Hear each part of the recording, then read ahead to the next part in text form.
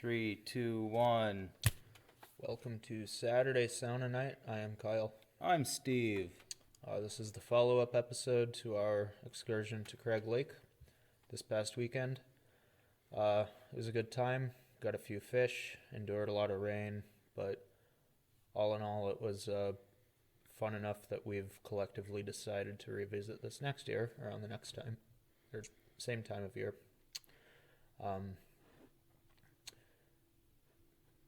We had some decent weather for setting up at least, and when we were out fishing, we didn't have to put up with a whole lot of rain. Other than that, it was a pretty wet weekend, which has inspired me to buy a rain suit for next time. So that came in. But yeah, if you can look past the rain, it was a good camping trip.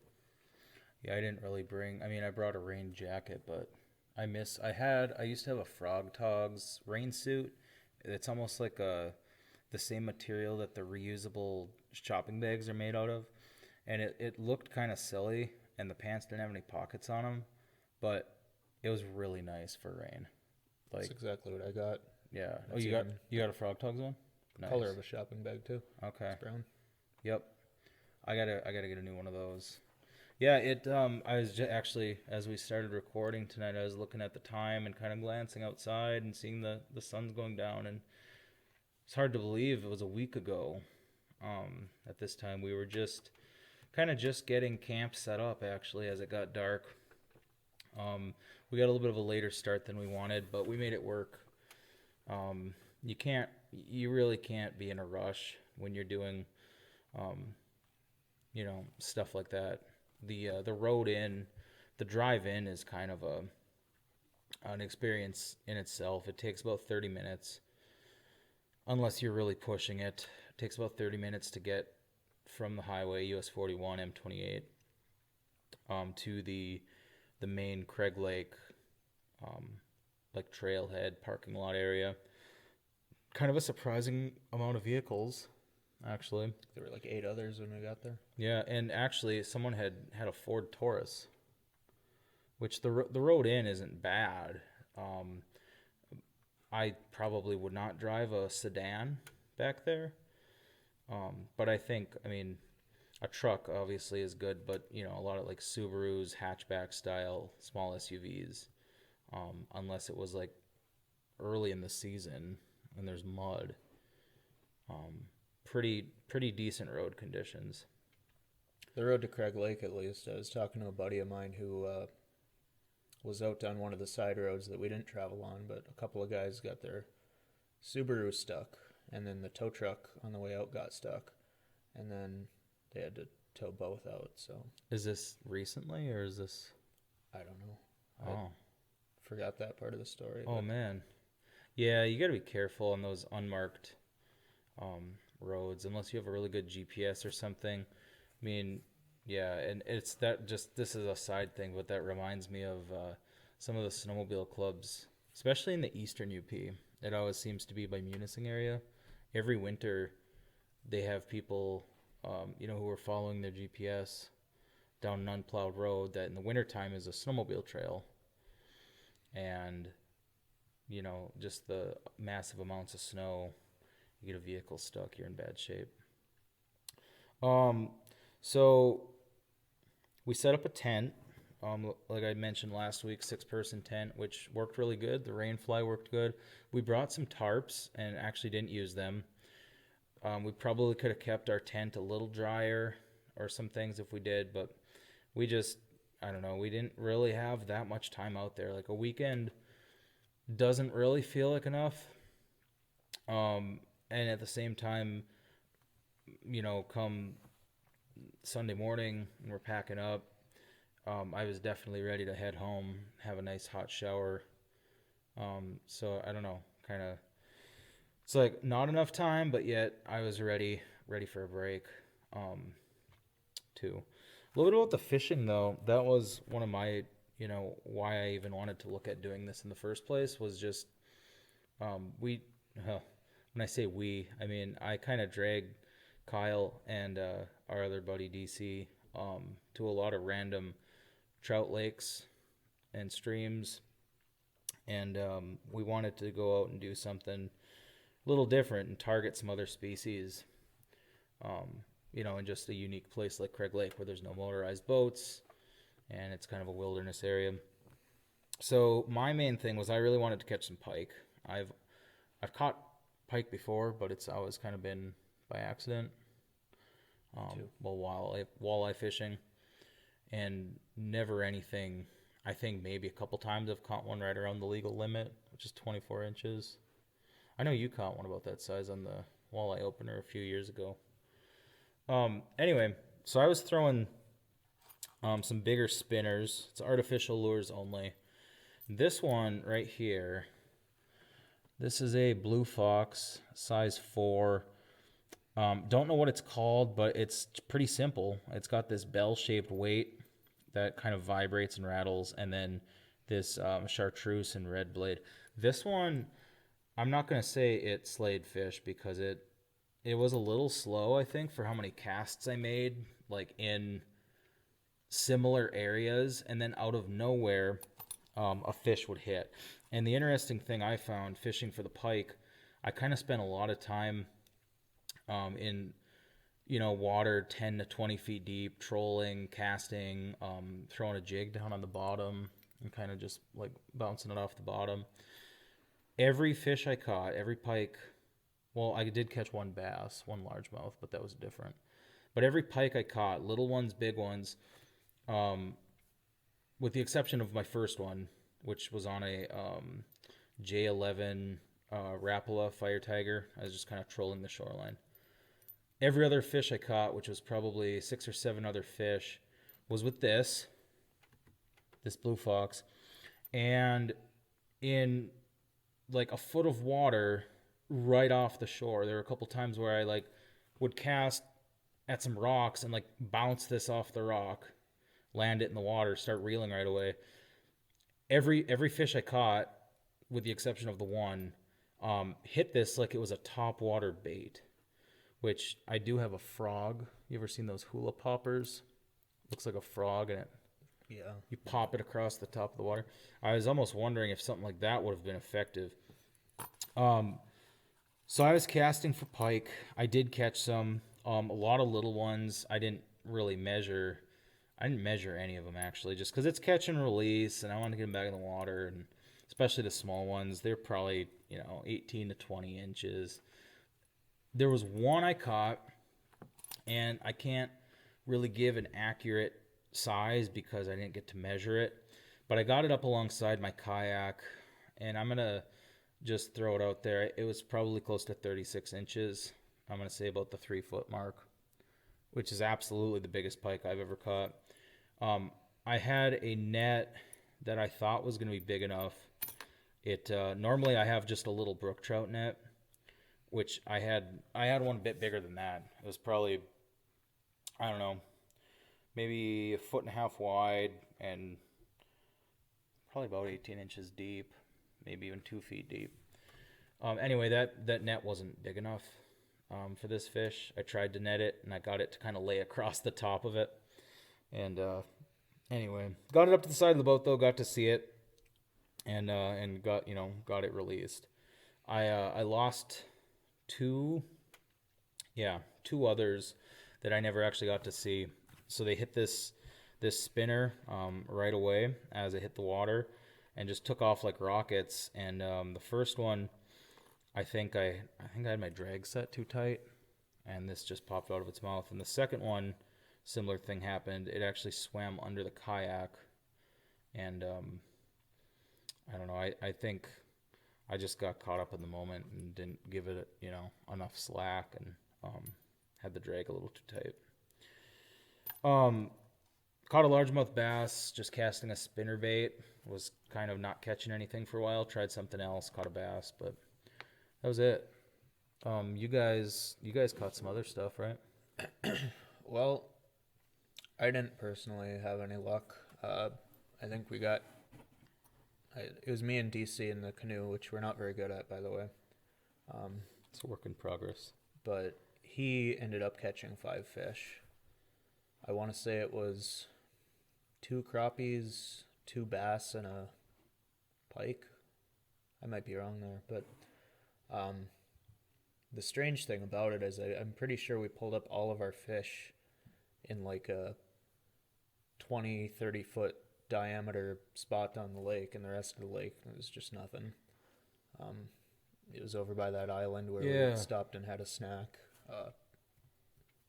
Just pulling up fish after fish from this one spot on the lake, and nothing really anywhere else. Even I had a few bites in that area. I didn't end up um, hooking into anything too solidly, but Yeah, so Craig Lake has, I forget how many, but it has numerous islands. Some are pretty small. Some are just boulders sticking out of the water, if you even count that as an island. And actually, a lot of those exposed rocks, when I was looking at it on Google Maps, it looked like there was still a little bit of ice on the lake, so probably early spring. And a lot of those rocks were like underwater on Google Maps.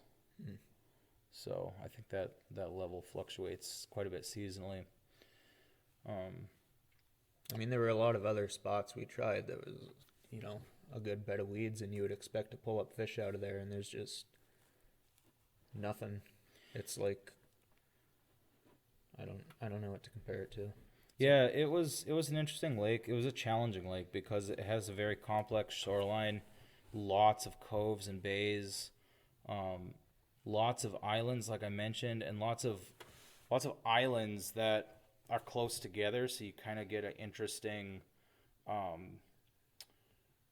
topography is not the right word, but you get an interesting lake bottom where you have an island with a drop off, and then another island right away. You get some kind of narrow pockets of steep drops, which makes it challenging to fish. I did bring my fish finder with me and graphed quite a few fish, especially over by this island Kyle was mentioning. I actually didn't catch any fish over there. I was trying some smaller jigs and different things to try and pull up some crappie, but I couldn't get that done. But the weird thing, like I mentioned, for me was I spent a lot of my time casting along shorelines and along rocks, like literally right in front of the shore, right in front of rocks. And, for every 50 casts, I'd get one hit.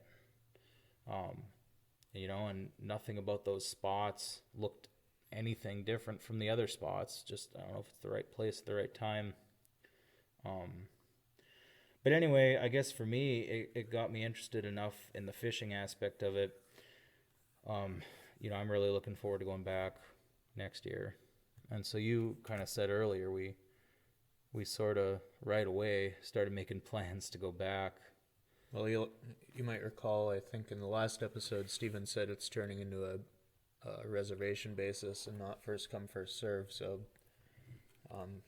kind of out of fear of that filling up quickly, we went ahead and just pulled the trigger and got ourselves set up for next year.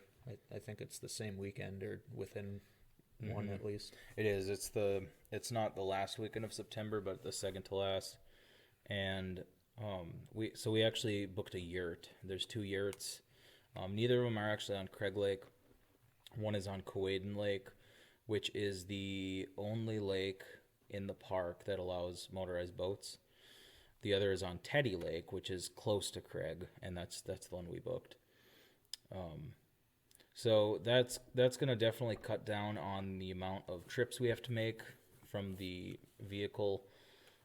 Even with the yurts, you can't drive right up to them. It's still about a quarter-mile hike in. But they have some furnishings. There's a wood stove. And starting, I think, September 15th or something, they start stocking firewood in there for heating. They have a canoe too, right? Yep, there's a canoe.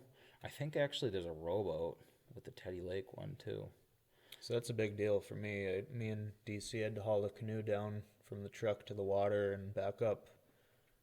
That was a pain. Yeah,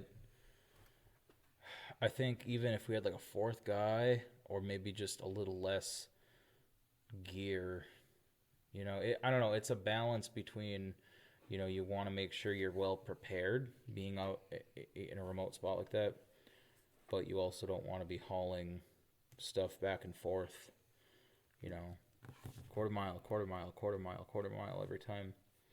Um, so the yurts also have, I think they have grills. You have to bring your own propane.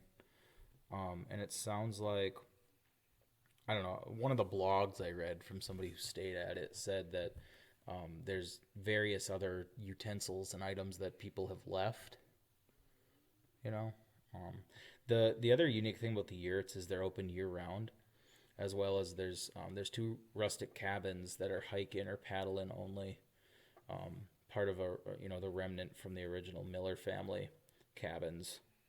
And so those are open year round, so people do go there in the wintertime. You can snowmobile in. A lot of people ski or snowshoe in. And I don't really know much about the ice fishing. I feel like that might be kind of tricky with the artificial lure only. But yeah, so excited to go back next year. We got some really nice scenic pictures for sure. I mean, if you're just interested in getting out in the woods and, doing some photography or just spending time on the water or on the trail, there's many places around the UP that would fit that bill. But, if you've never been to Craig Lake, absolutely recommend checking it out. I think some of those pictures and maybe some of the footage that we collected is going to be stuck in with this video, so you'll probably see it. I don't know if it'll end up at the beginning or the end or somewhere in between, but yeah, try to cut them in somewhere where it makes sense. But anyway, definitely was a weekend well spent. The fishing was just good enough for me, at least, to get me to want to go back. It wasn't so, amazing that I wanted to drive back the next day, but just, the big fish I had that I couldn't get in the net and the two that I lost, man, could have been a muskie. Might have been a state record. Probably. No, I was joking that I wouldn't lie about the size of a pike I caught and lost because I don't really pike fish. So, but I don't know. That trip kind of got me more interested in that. I want to try some pike fishing this winter. We're gonna try to get an ice fishing trip, just like an overnight, and want to maybe target some pike. DC likes to fish for pike with hot dogs, so that's his trick. Tip ups with hot dogs. Yeah. Anything else about Craig Lake you want to throw out there? None in particular. One other thought I'll mention quick. We mentioned there were a lot of vehicles. We did not see a lot of people when we first got down to the boat launch. First of all, if you're looking at backcountry campsites, which we stayed in, if you're looking at a map, the little triangles they have on the map are not accurately placed. I don't know I don't know if they made that in Google Docs or what they did, but they're not really where they are in reality. So if you look at the map, it'll show 3 campsites near the boat launch, but you would think they were up on the trail somewhere. There's actually 3 campsites all in a row right down by the canoe launch, on the south tip of Craig Lake. There's a little peninsula that sticks out right by where the trail runs, and there's kind of 3 all in a row. We stayed in the furthest one because there was another group set up on one of the closer ones, and they were only there overnight, and they were gone the next morning when we woke up. They do have a trash chute and a restroom over by those that 3 campsites, which was a welcoming surprise for us. Yeah, I didn't think there was going to be. I certainly didn't think they would have a trash chute, and it's like one of those bear-proof ones, or an outhouse. That was it's an extra convenience. Saw quite a few people out on the water though, especially fishing Saturday. for how remote it is, you don't really expect to see that many people, and there were a lot of people. Um, it didn't really detract from it too much, except for the one guy who was kind of crowding me when I was fishing around those rocks. But no, I mean, everybody kind of kept to themselves, and I think most people go out there for a similar reason, right? It's to find solitude and relaxation and get away from the noise and people. You know, you can certainly do a totally different type of camping experience at Van Riper or at Berga State Park, which aren't far away, but definitely worth a visit. So Craig Lake State Park, if it's on your list, definitely make plans. Don't forget, though, the backcountry campsites become reservation only starting this November. You can reserve for the following May, because the backcountry camping season runs May through the end of October, maybe. The yurts and cabins, like I mentioned, you can reserve those anytime. And just from looking at the dates I did, it looks like you can go a year out. If you want to go a year in advance, you can. All right. Well, I think that pretty much wraps it up for Craig Lake. For this year, yeah. Yeah, for this year. Well, thanks again for checking this out. This is Saturday Sauna Night. I'm Steve. My name is Kyle.